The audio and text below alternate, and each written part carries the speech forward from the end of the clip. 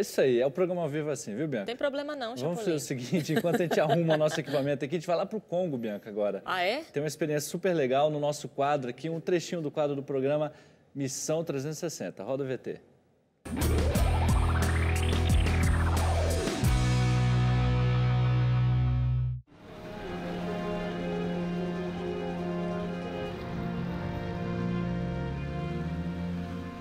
Em um mundo onde a lei é a velocidade, os jovens têm cada vez menos tempo para se dedicar aos assuntos espirituais e menos tempo ainda para compartilhar o amor de Deus com outras pessoas. Essa é a realidade das grandes cidades. Em Kinshasa não é diferente. Essa é a capital da República Democrática do Congo e morada de aproximadamente 10 milhões de pessoas.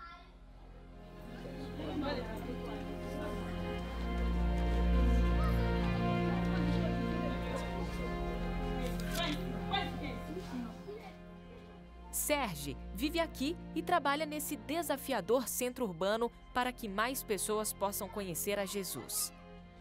Certo dia, ele descobriu que tinha o dom da pregação.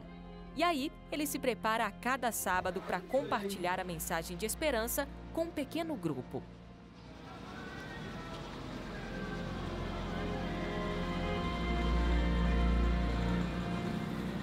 Ele caminha uma longa distância para chegar à igreja improvisada, onde as pessoas já o esperam. Esta humilde igreja se encontra na propriedade de um de seus membros. Lençóis e lonas ocupam o lugar das paredes, mas Deus dá as boas-vindas a todos em sua casa de adoração. Conforme cumprimenta as pessoas, Serge pode ver o interesse delas em aprender mais sobre os ensinamentos da Bíblia. O grupo escuta as histórias de como Jesus veio a esta terra para morrer por nós. Vêtu, car toutes ces choses, ce sont les païens qui les recherchent. Este é o trabalho de um jovem missionário.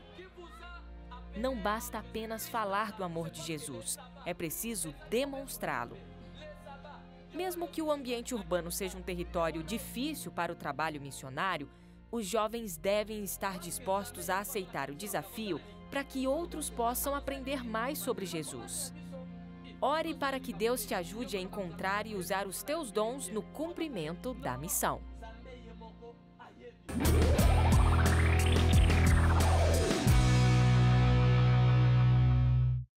Muito legal. Ó, lá no nosso Facebook, facebook.com/Conexão Jovem Oficial, a gente sempre coloca os nossos quadros lá para você assistir quantas vezes você quiser, para você compartilhar também com a galera, tá bom? E lá no nosso blog, que é o novotempo.com/Conexão Jovem, também tudo lá disponível para você assistir quantas vezes você quiser, tá bom? Vem para cá porque a discussão continua. Hoje o assunto é sobre traumas, né? A gente está falando sobre isso, a galera participando bastante.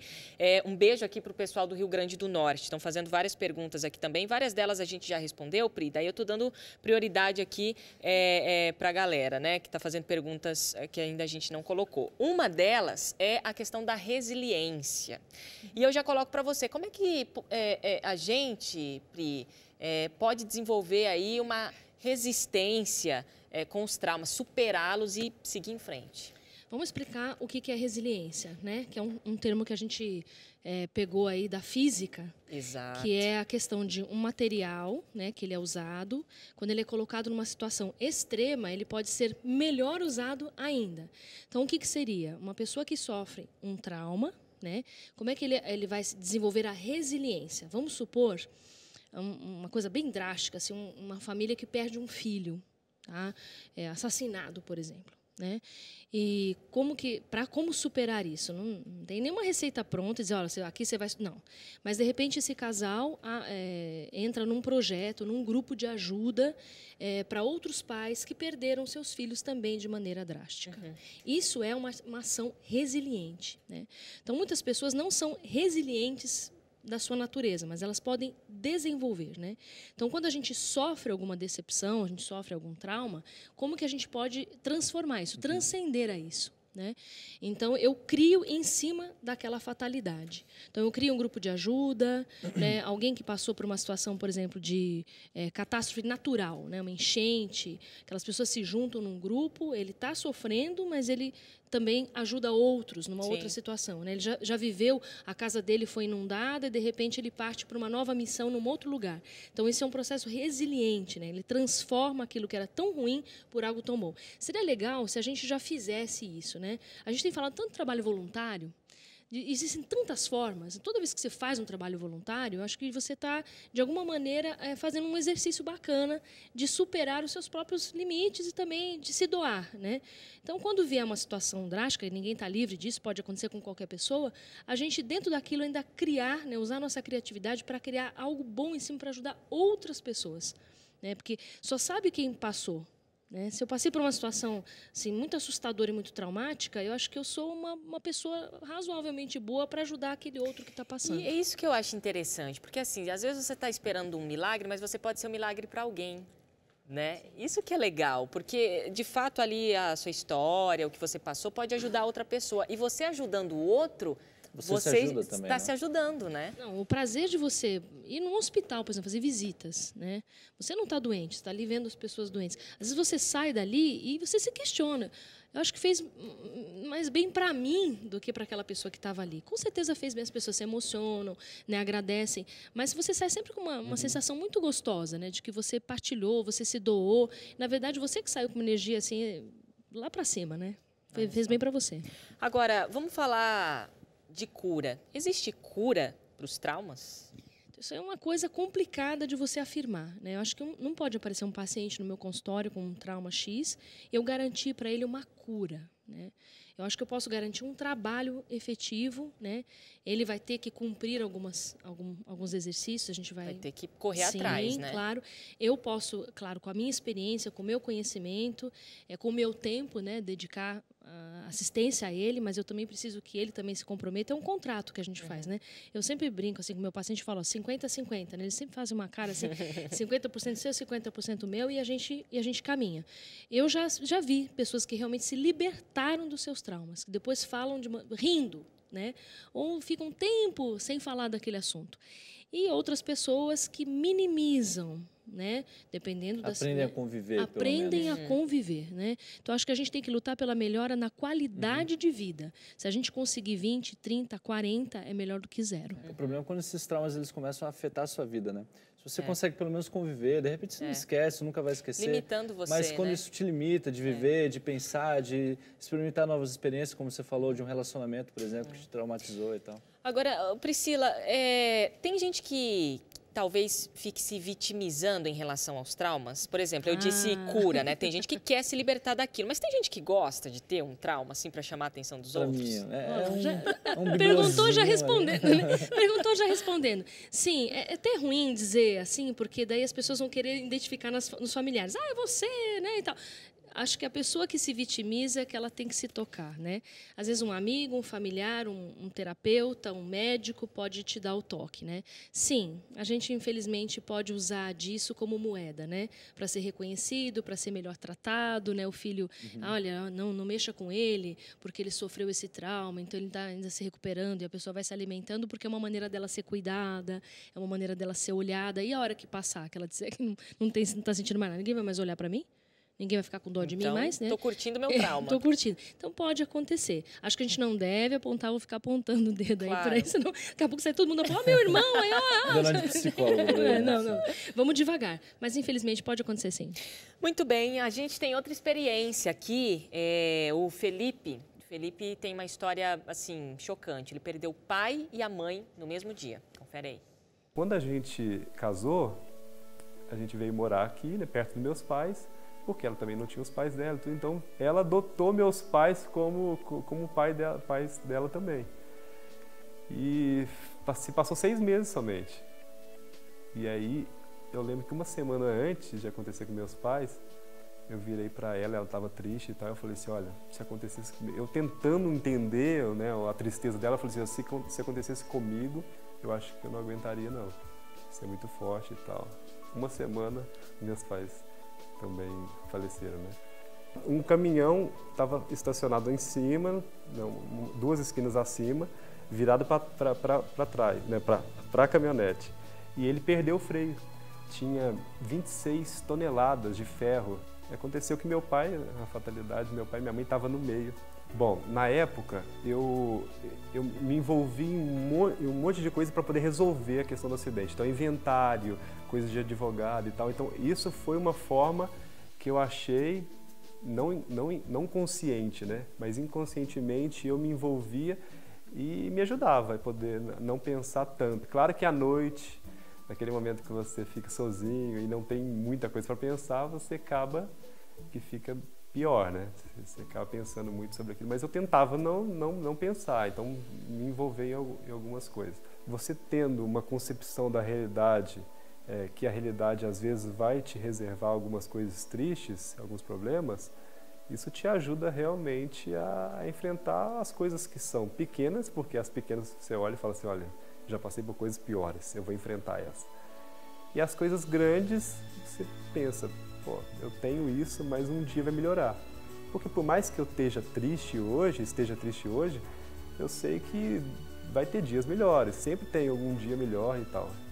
Mas a fé e o cristianismo traz essa concepção de mundo em que você pode viver em meio às tribulações, em meio às dificuldades, que vai ser inevitável mesmo ter aqui na Terra, mas em meio a essas tribulações a gente ter o firme fundamento de que existe algo melhor, um dia vai acabar e a gente vai poder um dia desfrutar, estar com meus pais novamente, os pais da Mara, que é minha esposa, e junto com o João, mostrar o Joãozinho para eles. Muito bem, Felipe. Obrigada aqui também por compartilhar a sua história com a gente. Um trauma sem precedentes, né? Perdeu o pai e a mãe no mesmo dia. E olha a resiliência que esse garoto teve, né, Priscila? Você viu o que ele, assim, um sorriso no rosto e tal, ele conseguiu dar a volta por cima, mas ele falou, é fácil. Você vê não, paz não é nele, fácil, né? Não é fácil. Isso é complicado você cobrar, né? A gente não deve cobrar das pessoas, né? Porque cada um tem um jeito muito diferente de viver uma situação dessa. Experiência. Né? Uma experiência. A gente fala que não existem traumas universais. O trauma, ele é seu, daquele jeito. Pessoal, então, né? Pessoal, né? Então, que bom que ele conseguiu viver dessa maneira, né? Ótimo, isso fortalece a gente, anima a gente quando tiver algo assim, né?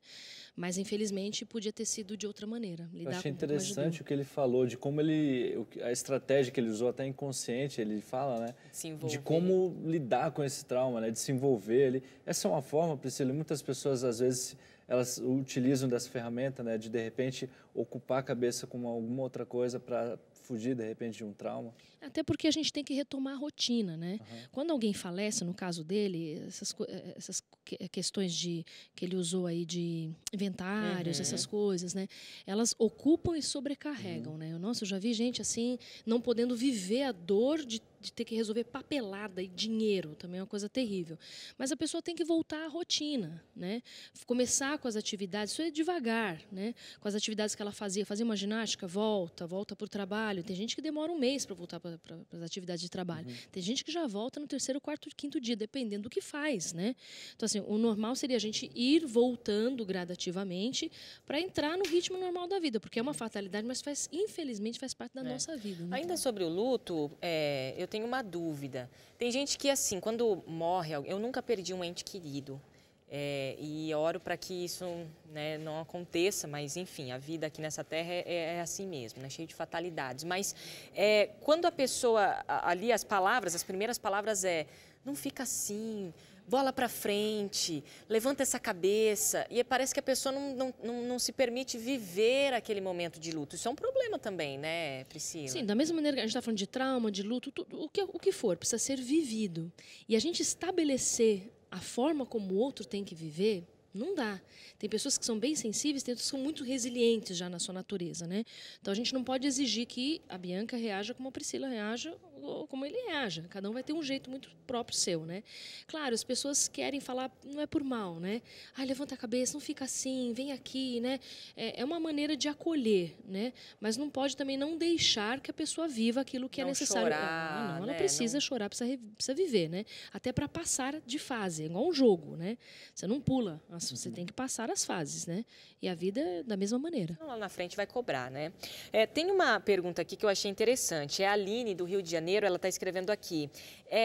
A minha dúvida é o seguinte, tem como um trauma vir depois de um tempo que ocorreu o fato, tipo, o trauma vem atrasado? Aí ela dá uma risadinha aqui. Tem como, Priscila? Então, pode acontecer, porque a cabeça da gente é uma coisa assim incrível, né?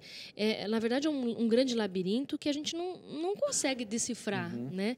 Há estudos, estatísticas, comparações, mas o ser humano não é uma máquina, né? Então, acredito que pode acontecer sim, né? Aquele momento não ser vivido e aí ele vem retardado, que a gente diria, lá para ver. Mas como assim, né? Aquela expressão, né? A ficha cair, né? Tipo, exatamente. Quando a ficha cai, daí a pessoa começa a perceber o que aconteceu e tudo, né? Um sonho, lá na frente. Por que eu estou sonhando com isso? Já faz um tempão que aconteceu, né? Eu não tive essa experiência agora. Por que aconteceu? Porque a cabeça da gente é realmente um labirinto. Agora tem aqui também a Dilce Lima. Ela contou a história dela, eu vou tentar resumir. Ela fala que ela fez uma cirurgia há 16 dias do apêndice. E ela está internada em casa. Depois desse tempo que ela ficou internada, ela começou a pesquisar sobre a doença e ela começou a ficar traumatizada com isso. E ela quer perguntar se isso é um trauma e como que ela pode conviver com isso, de repente superar esse trauma. Pelo que eu entendi, ela foi operada. Agora está em casa. E agora que ela começou a perceber o que é a doença e tal, e ela começou a ficar neurótica com isso. Porque assim, a apêndice, né, que eu não sou médica, né, estou falando pela experiência que eu já ouvi de algumas pessoas, às vezes é uma situação que complica, né, que traz realmente até, pode levar a óbito, assim, mas não é comum, não é comum. Se ela já foi operada, né, eu diria isso para ela. Já foi, onde que está ali? Aquela ali, ó, ali no amigo então, Rafael. Já foi operada, né, você está em casa, está se recuperando, né, por mais que você olhe, aquilo já ficou no passado. Né? Então, agora, bola para frente. Se sentir alguma coisa, recomendo que você volte ao seu médico e, com certeza, ela vai voltar para fazer uma revisão, não é revisão, né? De autopeças, mas você vai ver se a cirurgia deu tudo certinho e tal, e confiar de que não é assim, nada de risco, creio eu. Ficar atenta a qualquer tipo de sintoma. Mas já passou, né? Então, assim, eu não posso... Uma coisa que eu já passei, eu não posso pesquisar. Esse negócio de pesquisar é meio assustador. Né? Pode trazer algumas fantasias que não faz parte da realidade. Então, né? É isso que eu ia comentar até, porque tem gente que toma para si coisas que não existem. Então, vai lá, tipo, tô sentindo uma dor de cabeça. Aí coloca lá no Google, dor de cabeça. Aí vai aparecer várias doenças. Aí, é isso que está acontecendo comigo. Pronto, já achei minha doença. E começa a pilhar, né, Priscila? O cara tem qualquer sintoma e ele começa, né? Não, eu vi um filme outro dia sobre Alzheimer, eu levantei e falei, eu tenho. Não, tenho várias todos os sintomas. Tudo isso, tenho tudo isso. Tem uma amiga que falou, para com esse negócio, dando risada, para. Então, assim, a gente tem que tomar muito cuidado, porque a cabeça da gente vai longe, começa a fantasiar, né? Então, vamos com cautela, que senão a gente fica preocupado à toa. Muito bem. Bom, aqui a gente fala que os jovens, a galera está participando muito aqui, tem voz e tem vez. É por isso que a gente lê os comentários. Mas Deus também tem voz e tem vez, sabe, Priscila? E aqui, no livro de Salmos 144, o capítulo e o versículo 3 me chama muito a atenção, porque diz aqui, olha o que Davi está dizendo para você.